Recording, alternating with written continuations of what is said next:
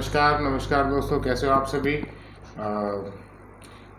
आज के इस वीडियो लाइव सेशन लेने का मतलब ये है कि बहुत सारे पेरेंट्स की क्वेरी आ रही थी, बहुत सारे स्टूडेंट्स की क्वेरी आ रही थी रिगार्डिंग कुरुक्षेत्र गुरुकुल।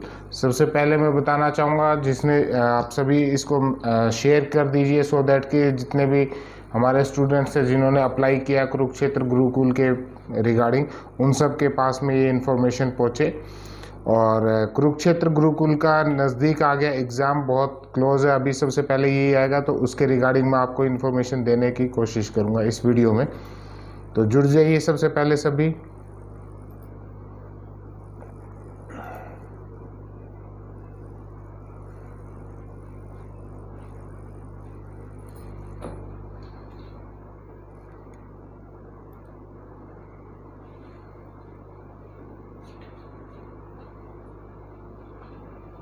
इसको मैक्सिमम से मैक्सिमम शेयर कीजिए सो दैट कि जितने भी स्टूडेंट्स हैं जो यहाँ कुरुक्षेत्र गुरुकुल के रिगार्डिंग प्रिपरेशन कर रहे हैं अपना एडमिशन के रिगार्डिंग, तो वो सबके पास में ये लेटेस्ट इन्फॉर्मेशन पहुँचती रहे।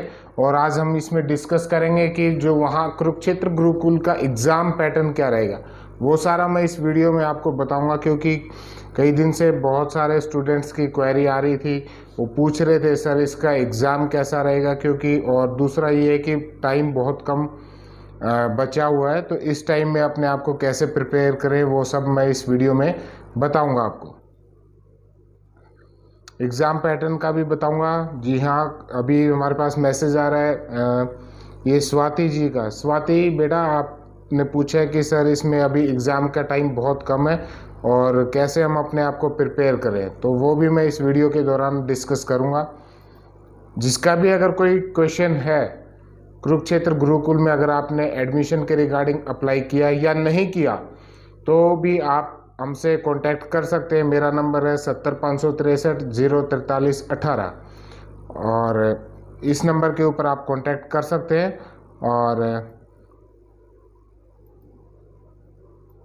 अभी टाइम बचा हुआ। जी हाँ, अभी क्वेश्चन आ रहा है रीना जी पूछ रही हैं कि सर इसकी लास्ट डेट कब है। तो मैं बताना चाहूँगा लास्ट डेट 10 मार्च है। 10 मार्च से पहले पहले आप अप्लाई कर सकते हैं विदाउट एनी लेट फीस। अगर 10 मार्च के बाद आप अप्लाई करेंगे तो आपकी लेट फीस लगेगी अप टू 15 मार्च तक। और 21 मार्च से आपके एग्ज़ाम्स स्टार्ट हो जाएंगे। फर्स्ट एग्ज़ाम रहेगा 21 मार्च जो क्लास 5 में एडमिशन के रिगार्डिंग रहेगा। उसके बाद 22, 23 ऐसे करते 21 मार्च से स्टार्ट होंगे और 26 मार्च तक ये एग्ज़ाम चलेंगे। टोटल नंबर ऑफ मार्क्स रहेगा 100 नंबर का पेपर रहेगा। और जहाँ तक एक्सपेक्टेशन है वहाँ 80 to 85 हम एक्सपेक्ट कर रहे हैं कि 80 to 85 की कट ऑफ जानी चाहिए वहाँ की।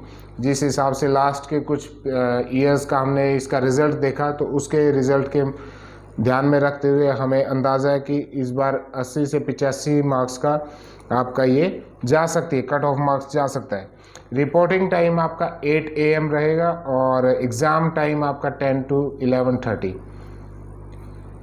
तो जिस भी स्टूडेंट ने अभी अप्लाई नहीं किया कुरुक्षेत्र गुरुकुल के एडमिशन के लिए, तो वो जल्दी से जल्दी अपना अप्लाई कर सकते हैं।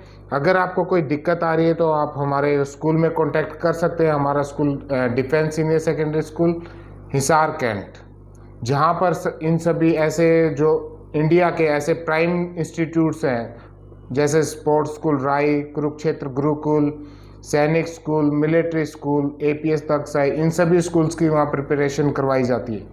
तो आप इन स्कूल्स में जो हमारे इंडिया के एलिट स्कूल्स हैं उनके रिगार्डिंग, उसमें एडमिशन के रिगार्डिंग आप हमसे यहाँ कांटेक्ट कर सकते हैं। और मैं बताना चाहूँगा कि डे बोर्डिंग स्कूल हमारा है, जहाँ पर आपके इवनिंग क्लासेस सेशन अलग रहता है और मॉर्निंग में भी वो सिलेबस हमने उसमें ऐड ऑन किया है, जिससे कि स्टूडेंट्स का मैक्सिमम सिलेक्शन वहाँ हम दे सकें। तो अभी हम इस वीडियो में आज बात करेंगे उसका एग्ज़ाम पैटर्न का। तो जो अभी नहीं जुड़े वो सब जुड़ जाइए हमारे साथ में।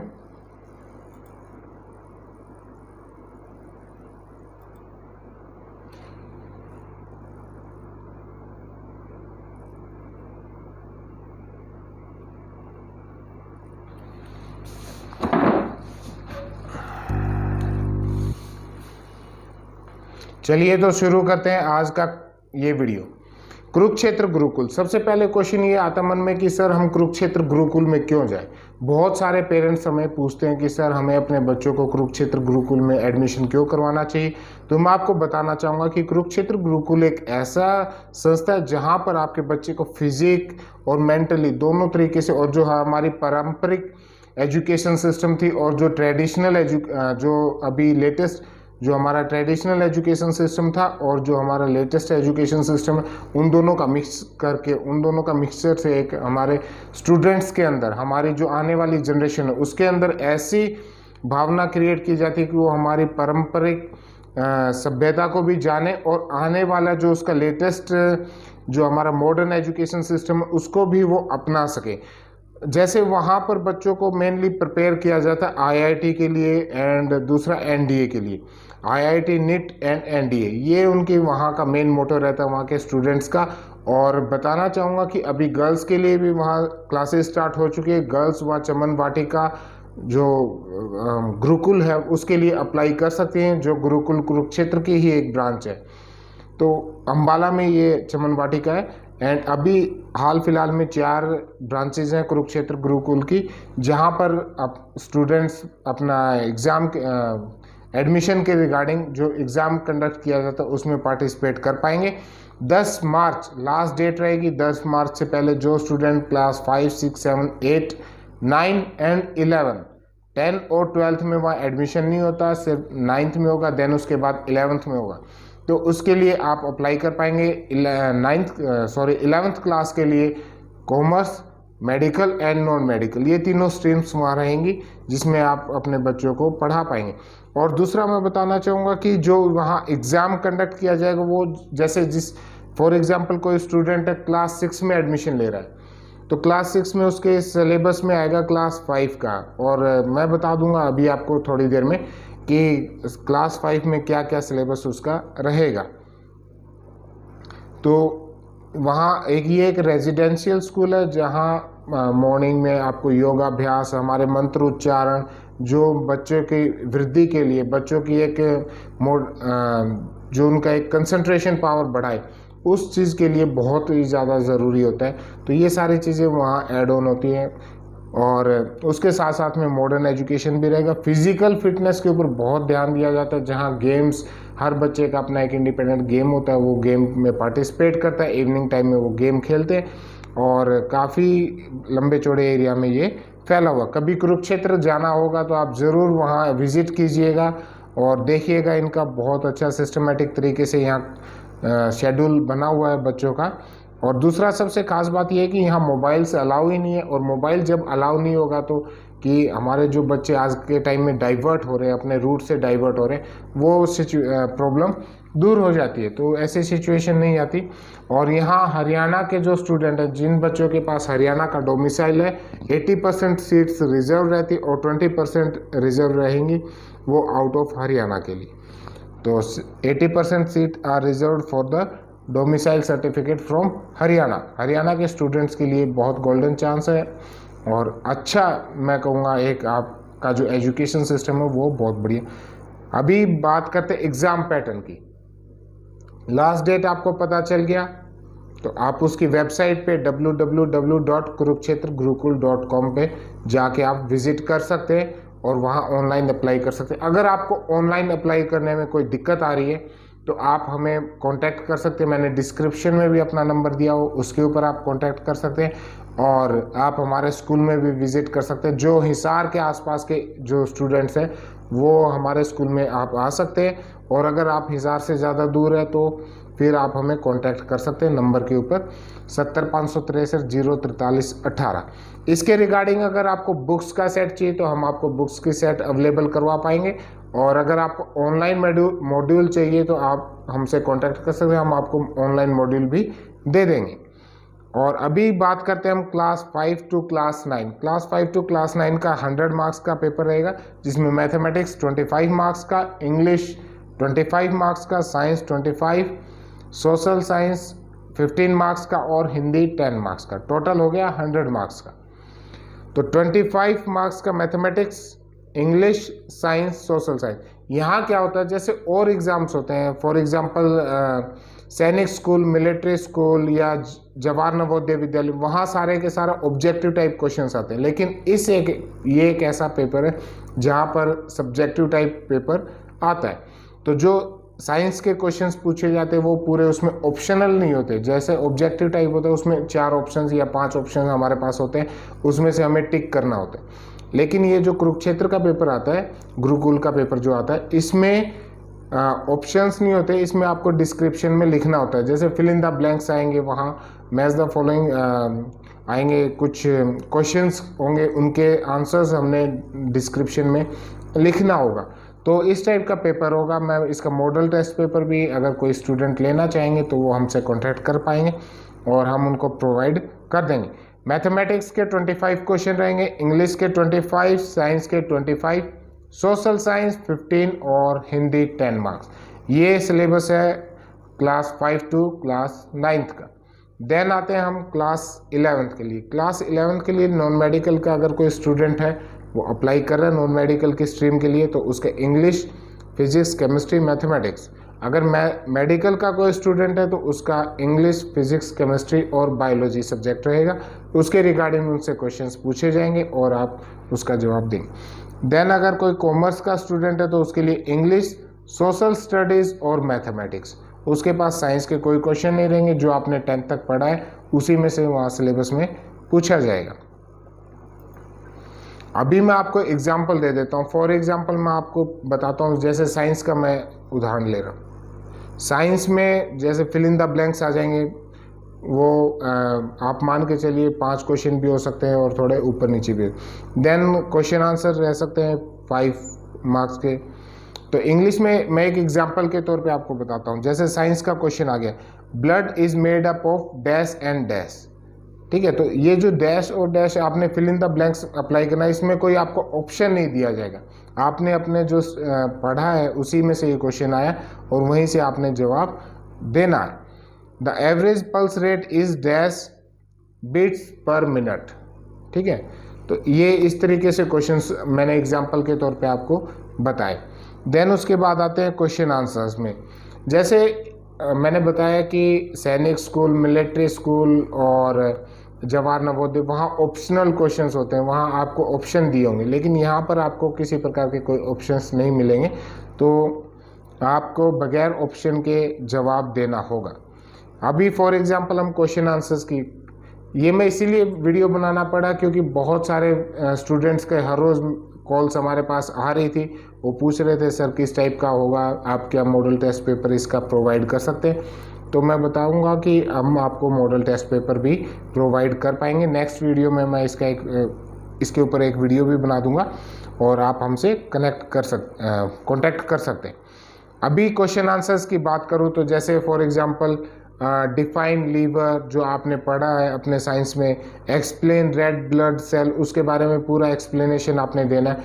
ज़्यादा बड़े क्वेश्चन आपने ये देख लेना था कि कितने मार्क्स का ये क्वेश्चन है। फॉर एग्जांपल ये क्वेश्चन है 1 नंबर का, तो आपने 1 लाइन सेंटेंस में इसका आंसर आपने देना है। व्हाट इज सोलर इक्लिप्सिस, है ना, तो ये 1 लाइन में ही आपका क्वेश्चन इसका जवाब होना चाहिए, क्योंकि ज़्यादा लंबा अगर आप करते हैं तो फिर उसमें आपका टाइम वेस्ट हो जाएगा और आप पेपर को पूरा अटेम्प्ट नहीं कर पाएंगे।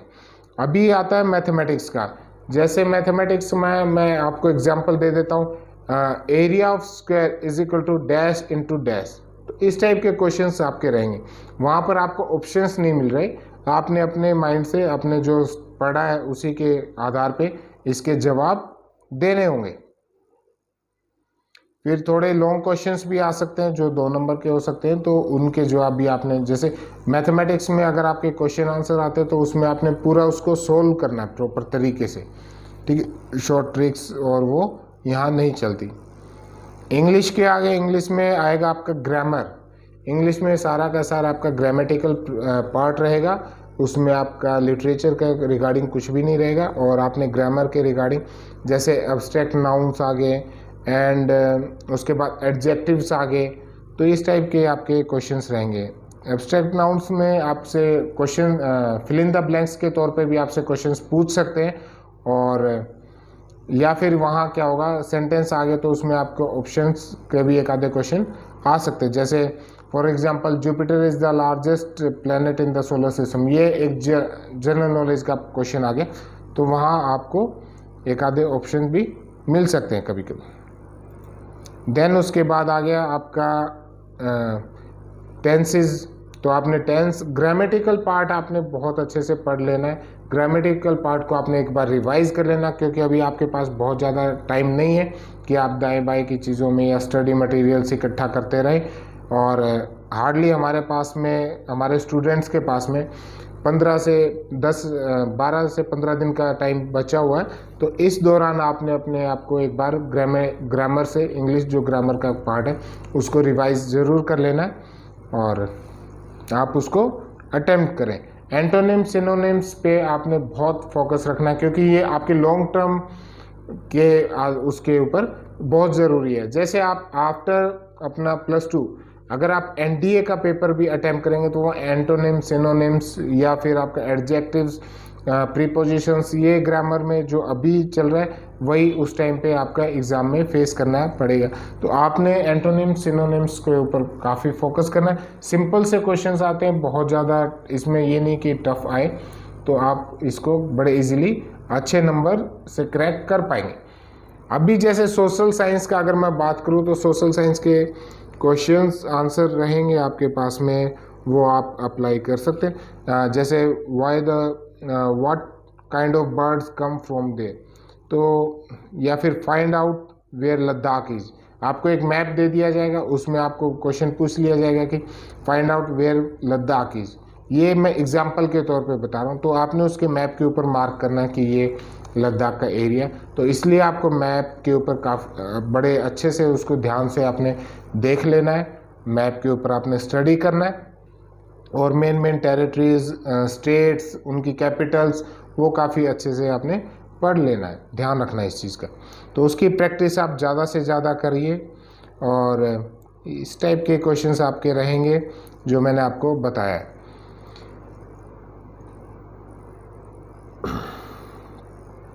इसके जो सैम्पल पेपर्स है वो आप ज़्यादा से ज़्यादा अभी प्रैक्टिस कीजिए, क्योंकि अभी नया पढ़ने के लिए आपके पास में टाइम नहीं है। हार्डली 15 दिन भी हमारे पास में नहीं बचा है। तो उसमें आपने क्या करना है, जो क्वेश्चन पेपर्स है, मॉडल टेस्ट पेपर्स है, उनको आप सोल्व करिए, ठीक है। क्योंकि नया उनको जितना ज़्यादा आप सोल्व करेंगे, हर पेपर में आपका इम्प्रूवमेंट अपने आप आएगा। मैं गारंटी देता हूँ, अगर आपने 10 पेपर्स अटैम्प्ट कर लिए, 10-15 दिन के अंदर आपका बच्चा अगर 10 पेपर्स अटैम्प्ट कर लेता है, तो मैं बताता हूँ कि 20 to 25 मार्क्स का वैसे ही इजाफा वहाँ हो जाएगा।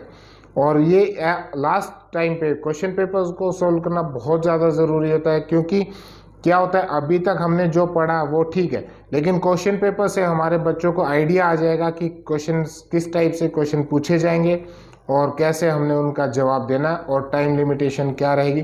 क्योंकि अगर आप सिर्फ स्टडी के ऊपर फोकस रखेंगे और क्वेश्चन पेपर्स की प्रैक्टिस नहीं करेंगे, तो उसका कोई औचित्य नहीं रह जाएगा वहाँ। या तो हमारे क्वेश्चंस गलत हो जाएंगे, या फिर जो टाइम हमें दिया है उस टाइम के अंदर हम पूरा क्वेश्चन पेपर अटैम्प्ट नहीं कर पाएंगे। तो ये गलती आप ना करें, उसके लिए आप ज़्यादा से ज़्यादा प्रैक्टिस करें सैम्पल पेपर्स की। तो यही इसका वो रहेगा। दूसरा मैं बताना चाहूँगा, इसके बाद जैसे एक साल में ना बहुत सारे पेरेंट्स की क्वेरी आ रही थी कि सर हमें पता ही नहीं चलता कि कब फॉर्म निकलते हैं, कैसे उसकी प्रिपरेशन करी जाती है। तो मैं बताना चाहूँ, हिसार के अंदर, हिसार कैंट में हमारा डिफेंस सीनियर सेकेंडरी स्कूल, जहाँ पर हम ये बच्चों को ऐसे 26 एलिट स्कूल्स की एडमिशन के रिगार्डिंग प्रिपरेशन करवाते हैं। और स्कूलिंग टाइम में भी हमने उसमें सिलेबस में कुछ एक सिलेबस हमने ऐड ऑन किया, और इवनिंग टाइम में भी ये सिलेबस रहेगा। हाँ, जो स्टूडेंट ऐसे हैं जो बाहर के स्कूल्स में पढ़ रहे हैं, दूसरे स्कूल्स में पढ़ रहे हैं, तो वो हमारा इवनिंग क्लासेस ज्वाइन कर सकते हैं। और जो हिसार से दूर है, जो स्कूल में रेगुलर नहीं आ सकते, तो वो हमारा मॉड्यूल, ऑनलाइन मॉड्यूल भी ले पाएंगे। और दूसरा एक दिक्कत ये आती है, कई पेरेंट्स के आता है सर क्वेश्चन की, सर अगर हम डे टाइम में किसी अदर स्कूल में पढ़े और इवनिंग टाइम में यहाँ क्लास ज्वाइन करें तो क्या दिक्कत है। तो मैं बताना चाहूँगा वहाँ एक ही प्रॉब्लम होती है, क्योंकि जो स्कूल का सिलेबस होता है, स्कूल का मेन फोकस रहता है अपना सिलेबस कवर करना, और स्कूल में कभी हाफ ईयरली एग्ज़ाम आएंगे, कभी यूनिट टेस्ट आएंगे, टाइम टू टाइम उनके टेस्ट कंडक्ट होते रहते हैं। तो उस दौरान पे क्या रहेगा कि डिसकंटिन्यू हो जाता है बच्चा, तो डिसकंटिन्यू हो जाता है। और दूसरा क्या, स्कूल का भी सिलेबस बच्चों ने करना है, और जो हम करवाएंगे, जो हमारा ये सिलेबस रहेगा, जिस कंपटीशन की तैयारी बच्चा कर रहा है तो उसका भी सिलेबस रहेगा। तो दोनों के दोनों कवर करने के लिए बच्चे के पास ना एक सफिशिएंट टाइम नहीं रह पाता, तो वहाँ थोड़ी सी प्रॉब्लम क्रिएट हो सकती है। उसको बच्चे को बहुत एक्स्ट्रा मेहनत करनी पड़ेगी। इसलिए क्या है कि आप डे टाइम में हमारे स्कूल में एडमिशन करवाइए और इवनिंग टाइम में वो आप क्लासेस ज्वाइन कीजिए, सो दैट कि एक अच्छा रिजल्ट, एक अच्छा आउटपुट टाइम रहते हैं बच्चों को मिल सके। अभी कौन से दूसरा क्या रहता है कि इसके अलावा हमारे पास में जैसे हम क्या करते हैं, हर वीकली टेस्ट कंडक्ट करते हैं। वीकली टेस्ट में बच्चे को OMR सीट के ऊपर हम अप्लाई करवाते हैं, उसकी बार बार प्रैक्टिस करवाते हैं। और मैं बताता हूँ कि 10-15 प्रैक्टिस हम ऐसी स्पेशल सिर्फ OMR सीट को फिलअप करवाने की करवाते हैं, जिससे उनके दिक्कत ना आए। देखिए इस एग्ज़ाम में तो OMR सीट नहीं है, लेकिन बाकी सभी एग्ज़ाम्स के अंदर OMR सीट होती है, और वहाँ बच्चे बहुत मिस्टेक करते हैं। 60% बच्चे तो यही मिस्टेक कर देते हैं कि OMR को फिलअप ढंग से नहीं कर पाते। तो उसकी प्रैक्टिस के लिए हम 10 से 15 ऐसी सीट्स की प्रैक्टिस करवाते हैं, ताकि बच्चा एट ए टाइम ये गलतियाँ, ये मिस्टेक्स न कर सके। और थर्ड वन ये रहता है कि बच्चों को ना एक हम करियर ओरिएंटेड सिलेबस करवाते हैं, सो दैट कि उसको पता होता है कि मेरा एम ये, मेरा गोल ये, और मुझे उसको अचीव करने के लिए मेरा पाथ ये। देखिए काबिलियत हर बच्चे में होती है, कोई भी स्टूडेंट ऐसा नहीं होता जिसमें कोई कमी रहे या उसमें कोई काबिलियत नहीं रहती। कई पेरेंट्स बोलते हैं कि सर हमारा बेटा पढ़ता नहीं, लेकिन मैं बताता हूँ कि पढ़ते सभी स्टूडेंट हैं, सभी के सभी बच्चे। अगर उनको हम सही उनका करियर काउंसलिंग करें, अगर हम उसको तरीके से बताएं, या उसकी जो एनर्जी उसके अंदर क्रिएट हो रही है उसको हम सही चैनलाइज तरीके से उसको यूज़ करें, तो वही बच्चा बहुत अच्छा परफॉर्म कर जाता है।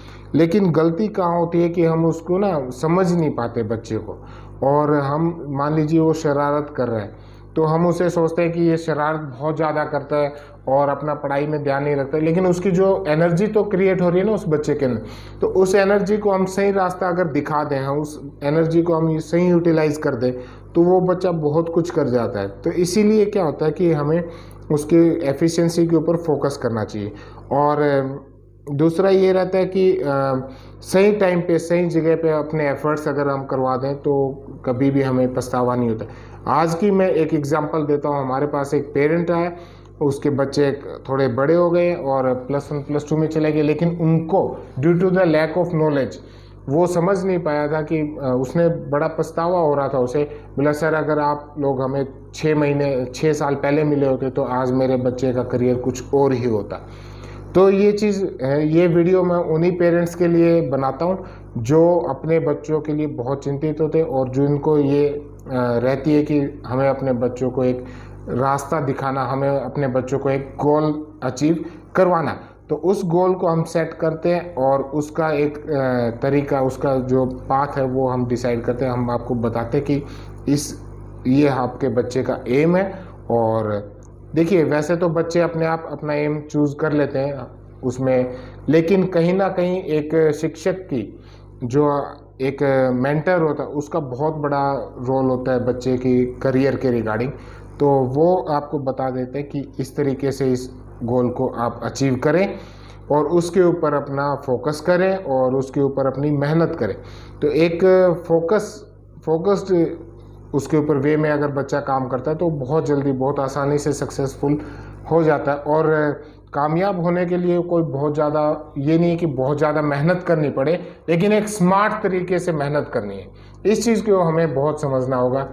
तो जो भी पेरेंट्स हैं हिसार के आसपास के या 10 किलोमीटर के रेडियस के हिसार कैंट के, तो वो हमें कांटेक्ट कर सकते हैं और उनको हम आपका डे स्कॉलर स्कूल अवेलेबल है और वहाँ आप अपने बच्चों को एक अच्छी प्रिपरेशन करवा पाएंगे।